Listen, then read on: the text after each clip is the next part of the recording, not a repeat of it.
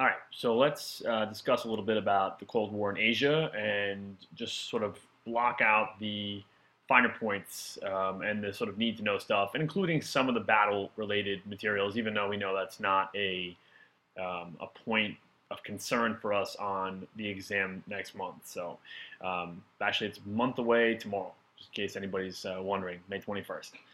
So let's look at a couple things. So first and foremost, Reconstruction in Japan, and you want to keep in mind, at least in the back of your mind, someplace that how different the Reconstruction of Japan and just Japan in general turns out. Looking back now, as to where it is today in modern times, and the difference between that and the other two regional areas within Asia, Korea and China. And make that comparison in your mind. It's worth making. So first, containment. Containment is a policy that is adopted by the Truman administration and carried into the next several presidencies. And the idea is it's an effort at stopping communism. In some ways, it's an ideology that people don't understand heavily because it's supposed to maintain what already exists, and it's sort of hard for people to understand the idea of going to war with something and just being okay with it still existing anyway. But the success is in containing it where it exists already. So it's something we look back on. It's a little more simple to understand, but at the time, very difficult for Americans to grasp that concept at the highest of levels. In some cases, you'll see in a couple minutes. So as it says here, overall containment in Asia was more difficult in Asia than in Europe, except in Japan, which I think we just sort of put emphasis on. Pacific was thought to be an American lake because after the war is over, we spoke about island hopping. There's an American presence generally everywhere in the Pacific. U.S. occupied Japan over the war under the command of General Douglas MacArthur, and remember that name, of course. Japan had written a new democratic constitution. They had demilitarized. Essentially, the U.S. becomes the Japanese military going forward. Hirohito, the emperor, is retained as a figurehead and will, become not unlike the king or queen, now queen of England. And all of what Japan had is basically lost to them, including Korea. So there's a couple of really major things. Douglas MacArthur, his name, and the fact that Korea used to be under Japanese control and is no longer. Okay. U.S. will control South Korea, this former Japanese colony. We're broken in half, right? U.S. will control the South. The Soviet Union will control the North. So a couple of very important points, right? We just mentioned Hirohito and the fact that he is going to be maintained, right? But under really just a ceremonial sort of guise. And MacArthur is an all but named really leader of Japan for the period of time that it is under martial law by the United States. So another image of Doug MacArthur, right?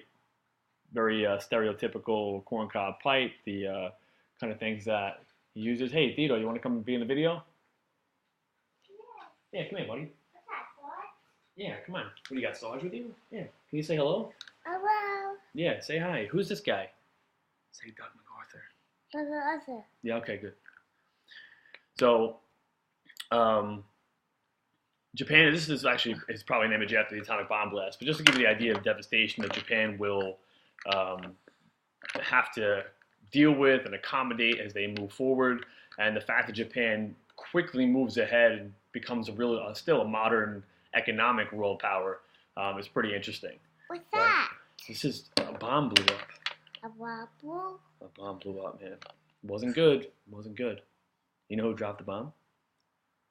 The United States. I see. Yeah, it was. That's not really good, but it had to be done, right? That's what I think. What do you think? Well, Yeah, think it over, because a lot of people don't agree with me.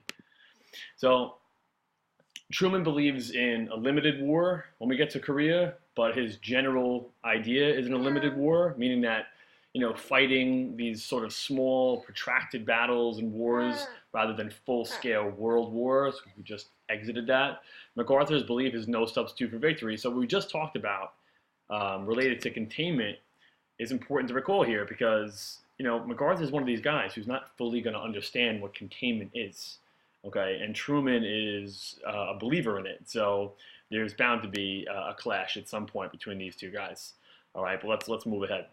So, and by the way, this is not the first time you've seen a president and a major general. Here's Lincoln and McClellan during Civil War not seeing eye to eye too. So also, so let's look at a couple things. So the fall of China, you have during World War II, before World War II even begins, you have the communist Mao Zedong and the Kuomintang, and led by Chiang Kai-shek or Jing Jesse, as you sometimes is the more modern equivalent of his name, and today we understand that China is a communist country. It's important for us to understand how it got there, and the political and military consequences for the United States and democracies of the world, given its now communist position status. All right. So communists end up defeating the nationalists, also known as what I mentioned before, the Kuomintang. Right. This is some of their items here again. Chiang Kai-shek.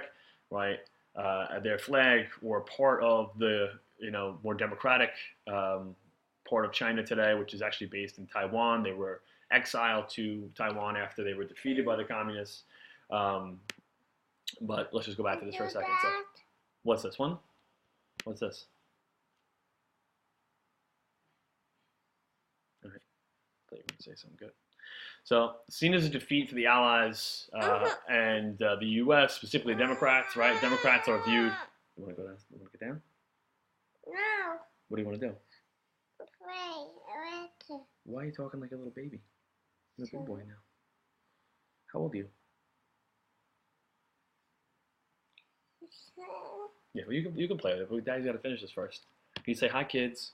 Hi, kids. Yeah. After we're done with this, you can type away. All right.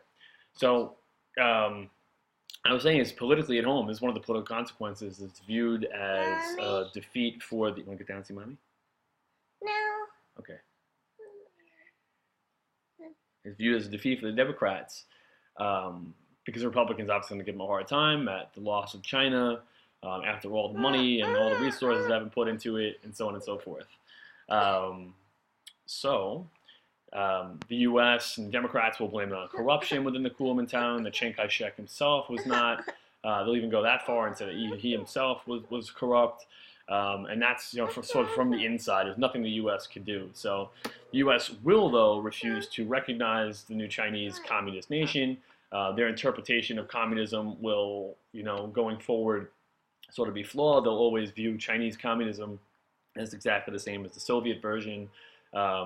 And some of their fears are realized, and some of their, at least the politics and the media at home here in the United States, a lot of people feel that they are exactly the same because of things like the Sino-Soviet Pact, right? That Mao and Stalin, or Khrushchev later, right, will sort of, when they come together and sort of make the American mindset of these things being exactly the same, these two forms of communism exactly the same, a real issue, even though it's not a real issue.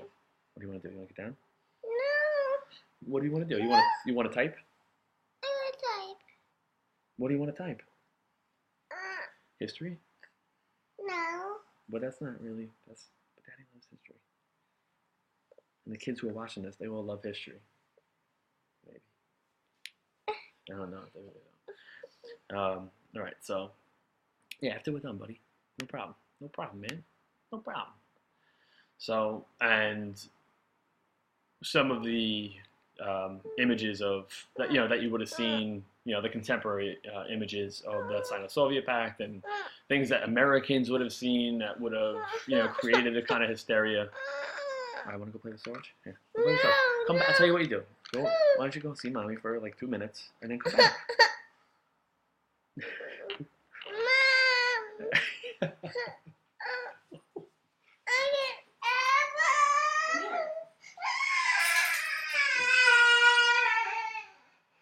It's okay. I know you want to play with the computer, right?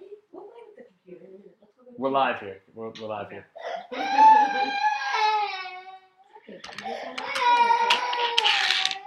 All right.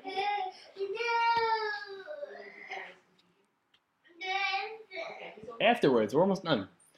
It's turning into a lot longer than it's ever been. So competition between these two powers, Soviets and the West, and the Soviets, and I'm sorry, the Chinese communists and the West usually fell short of conflict, but there are some examples where that conflict does exist, and it will be going forward throughout the decades. So let's look at one of those examples, and there'll be others to come. The Vietnam, Middle East versions of these conflicts going forward, but this is a good starting point for us. So North Korea, we said, is already divided. North Korea is under the control or the sphere of influence, let's say, of the Soviets, and geographically, it's only a matter of time before the Chinese communists, and they are under the Korean rule, though, of Kim Il-sung, who I believe is the grandfather of Kim Jong-un, right, today, and who's friends with Dennis Rodman. You hear him in the news a lot of times doing terrible things. I think they've got him on crimes against humanity now and all this other stuff, but that's for another day. The South is under the rule of Syngman Rhee, who at the outset shows a lot of weakness in his leadership, and in comparison or contrast to Kim Il Sung, there's already sort of he has a very short life expectancy as a leader there.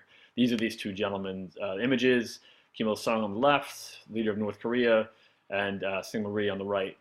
So let's look a little bit at this, right? And a couple of the troop movements, just to kind of understand the drama behind some of these things. My uncle fought in the Korean War, and some of the stories he would tell me were incredible. I mean, he would tell me how, just to jump to this map for a minute, how he was actually part of the invasion, and I'll explain in a second, but as you move further and further up the Korean peninsula, they would see Korean soldiers barefoot, unarmed, running to them, the Americans that is, wanting to be taken as prisoners of war because they had no food. They wanted to be prisoners.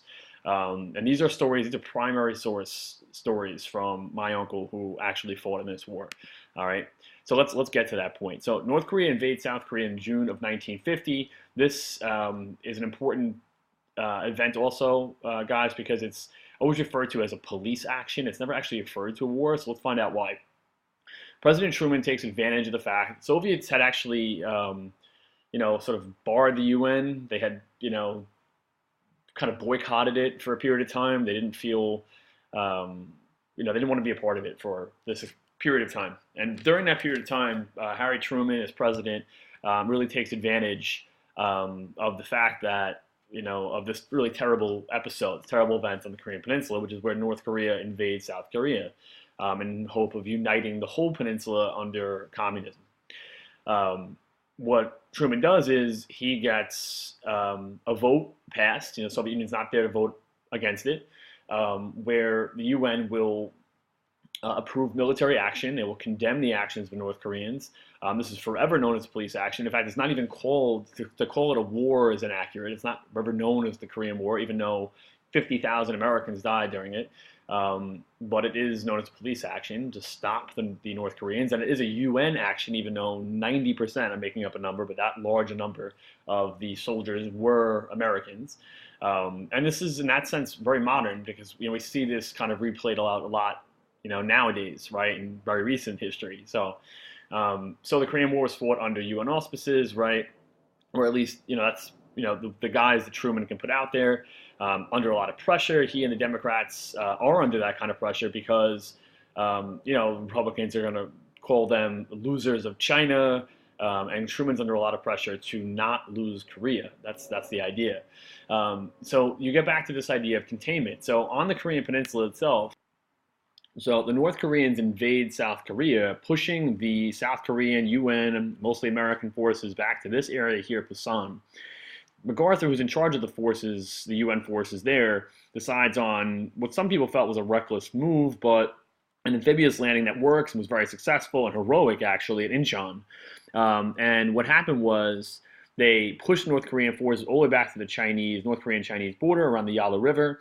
And this was obviously a problem because the Chinese now going to get involved. Truman feels we should stop, be successful at the 38th parallel in containing communism just in North Korea.